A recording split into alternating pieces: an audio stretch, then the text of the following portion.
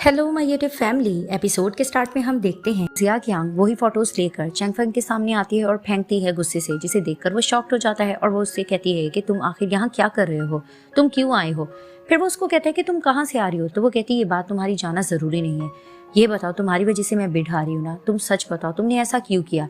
तभी वो उसको बताता है कि जब मेरी मॉम की डेथ हो गई थी तो उन्होंने एक नेकलेस मेरे लिए छोड़ा था, वो नेकलेस मेरे लिए बहुत इंपॉर्टेंट है, तो चैंगफेंग ने मुझसे प्रॉमिस किया था कि वो नेकलेस मुझे देगा। तभी वो कहती है इसका मतलब है कि तुमने मुझे धोखा देने की ठान रखी थी। तो फिर वो उसको कहता है कि ऐसा नहीं है, मैंने इस प्रोजेक्ट पे बहुत रिसर्च किया था और मुझे ये पता है कि ये बेड चैंगफेंग जीत के भी नहीं जीता। तो वो कहती है कैसे। तभी फिर वो उसको एक्सप्लेन करने की कोशिश करता है कि एक फॉरेनर है जो कि 5 गुना ज्यादा बिड लगाकर एक मॉल बनाना चाह रहा है, जिसकी वजह से चैंगफेंग की ये बिड फेल हो जाएगी और तुम जीत जाओगी और उसको कोई फायदा नहीं होगा। तभी फिर वो उसको मनाता है और अपने साथ बिठाकर ये सारी चीज़ें समझाने की कोशिश करता है। फिर वो उसको कहता है कि जीत सिर्फ तुम्हारी ही हुई है। तो फिर वो उसको कहती है कि आज की बात तुम मुझसे झूठ बोलने की बिल्कुल भी कोशिश मत करना, तुमने ये बातें मुझे बताई क्यों नहीं थी। फिर वो उसको कहता है क्योंकि अगर मैं तुम्हें बता देता तो चैंगफेंग को पहले से ही शक पड़ जाता, इसलिए मैंने सीक्रेटली हर तरीके से ये किया, मेरे स्टूडेंट्स भी इस रिसर्च में लगे रहे। तभी फिर वो कहती है कि खैर जो भी है, ये बेट जीत कर भी मुझे खुशी नहीं हो रही, क्योंकि तुमने मुझसे झूठ बोला। आज की बात तुम मुझसे झूठ नहीं बोलोगे, चाहे जैसा भी हो, हार हो या जीत हो, तुम्हें हर चीज़ मुझे पहले बताना होगी। तभी वो कहता है कि ठीक है मैं ज़रूर बताऊंगा। फिर वो उसको कहता है कि खैर सीरियस नोट पर मैं तुम्हें ये कहूँगा कि आज के बाद मैं तुमसे बिल्कुल भी झूठ नहीं बोलूँगा।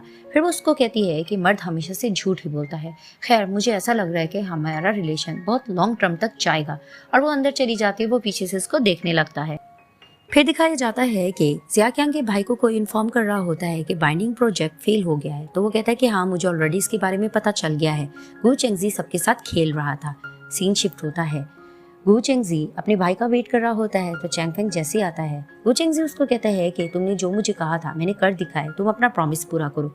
तो चैंगफेंग उसको आंसर करता है कि तुम मेरे साथ खेलने की कोशिश कर रहे हो। तो चैंगजी कहता है कि तुमने जैसा कहा मैंने वैसे तो कर दिया और तुम जीत तो चुके हो, अब क्या प्रॉब्लम है। तो वहीं चैंगफेंग उससे लड़ने लगता है और कहता है कि तुम्हारी जरूरत कैसी हुई कि तुम मुझसे खेलने की कोशिश करो और तुम अभी भी इतना नाटक क्यों कर रहे हो, मुझे सारी इन्फॉर्मेशन पता चल गई है और तुम्हारी कैसे जरूरत हुई कि तुम मेरे साथ ऐसा नाटक कर सकते हो। तो वहाँ पर ये दोनों भाई लड़ने लगते हैं और चेंगजी कहता है कि मेरी मॉम का नेकलेस मुझे वापस करो। वहाँ पर ही चैंगफेंग के आदमी चेंगजी को मारने लगते हैं और चैंगफेंग उसको कहता है कि जो नेकलेस तुम मुझसे मांग रहे हो वो मैंने ऑलरेडी फादर को दे दिया है, अगर तुम्हारे पास इतनी जरूरत है तो जाकर खुद ही ले लो। तो इनकी लड़ाई चल ही रही होती है, पीछे से जिया क्यांग आती है और कहती है कि मेरे हस्बैंड को छोड़ दो वरना मैं तुम लोगों को नहीं छोड़ूंगी।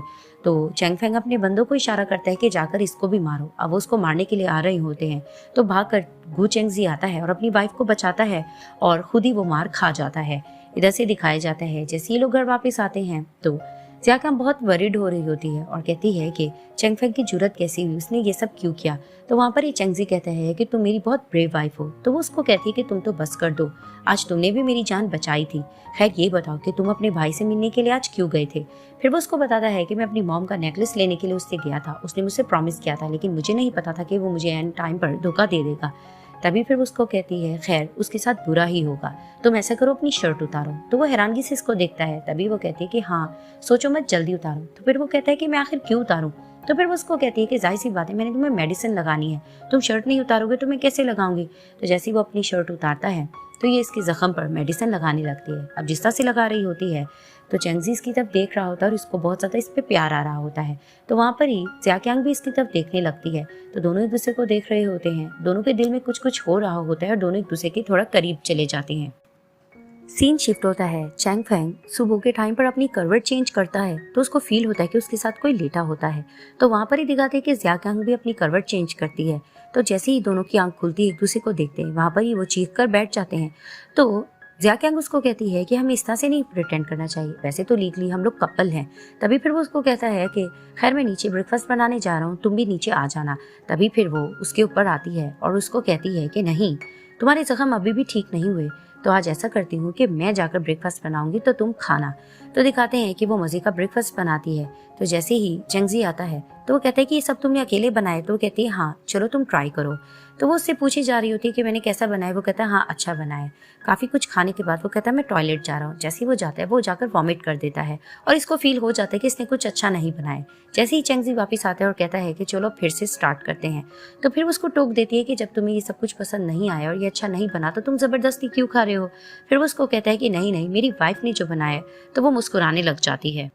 फिर दिखाते हैं कि गू चेंगजी और जिया क्यांग अपने भाई से बदला लेने के लिए एक प्लेस पर जाते हैं। तभी फिर वो उसको कहती है कि जैसे तुम्हारा भाई बाहर निकलेगा तो अचानक से तुम उस पीछे से हमला करना और उसको मारने लग जाना और उससे अपना बदला लेना। वो कहता है ठीक है। तभी वो देखे जा रहे होते हैं तो अचानक से उनकी नज़र चैंगफेंग पे पड़ती है।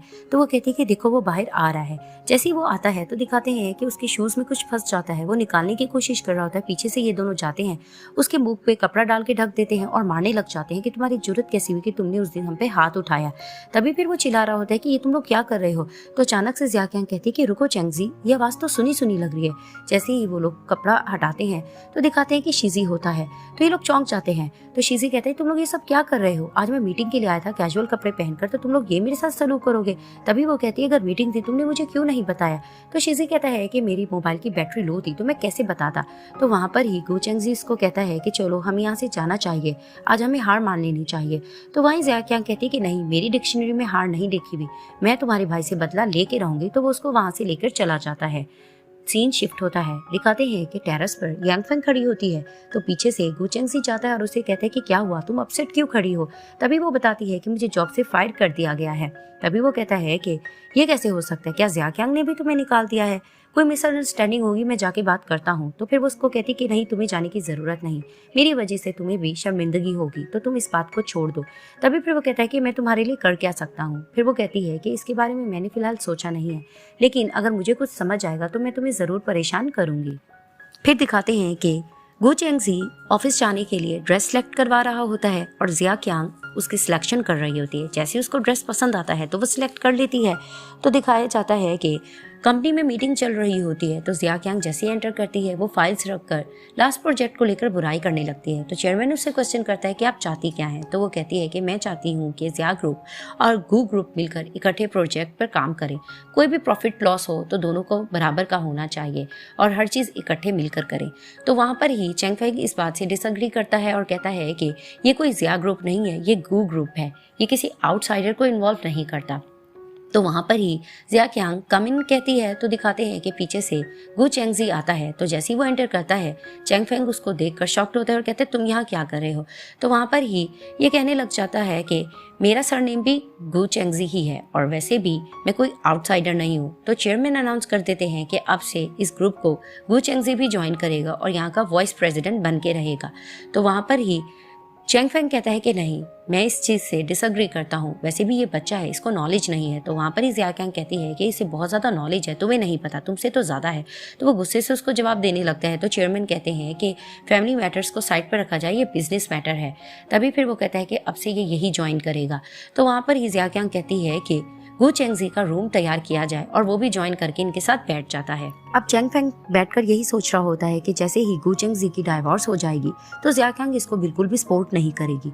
तो वहाँ दिखाते उसको एक मैसेज आता है। उसको किसी पर्सन ने कहा होता है कि अब वक्त आ गया बॉस इनको सबक सिखाने का। तो वो उसको आंसर करता है कि हाँ, मैं भी यही सोच रहा हूँ, लेकिन सही टाइम का तुम वेट करो। तो दिखाया जाता है कि जिया क्यांग और गू चेंगजी घर होते हैं। तो वो उसके लिए मील बनाकर लाता है और कहता है कि चलो अब हम खाते हैं। तभी फिर वो उसके सामने 2 सीजर्स रखती है। तो वो कहता है ये क्या। तभी वो कहती है कि मैं ये सोच रही हूँ कि मैरिज एग्रीमेंट में जो रूल्स हमें पसंद नहीं आ रहे वो हम कट कर देते हैं। तभी वो कहते हैं अच्छा ऐसा है, चलो इस रूल को कट करते हैं। तो जितने भी इन्होंने रूल्स लिखे होते हैं तो ये लोग आपसी सहमति से अलग अलग करके कट कर रहे होते। तो कट करते करते लास्ट हिस्सा बच जाता है। वहाँ पर ये दोनों एक दूसरे को देखते हैं, उसको भी कट कर देते हैं और वहाँ पर ही जिया क्यांग गू चेंगजी को किस करती है।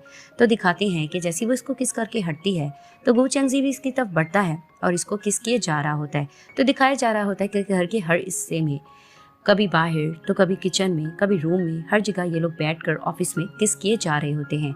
तो दिखाया जाता है कि गू चेंगजी सो रहा होता है। अचानक से वो सपना देखता है अपनी मॉम का। उसकी मॉम अपने हस्बैंड से यही बात कर रही होती है कि मुझे नहीं पता था कि तुम्हें वो बीच इतनी पसंद आ गई और उसका बेटा, या तो तुम हमें सिलेक्ट करो या उन्हें। तो उसके हस्बैंड उसको यही जवाब देते कि नहीं, चैंगफेंग भी मेरा बेटा है, तो तुम मुझे फोर्स मत करो। तभी वो कहती है कि ठीक है, मैं तुम्हें बिल्कुल भी माफ नहीं करूंगी। और वहीं दिखाया जाता है कि कार में पीछे चेंगजी भी बैठा होता है और इनका एक्सीडेंट हो जाता है। तो तभी वो चिल्लाकर उठता है, उसका सपना टूटता है और ये पार्ट यहाँ ही एंड हो जाता है।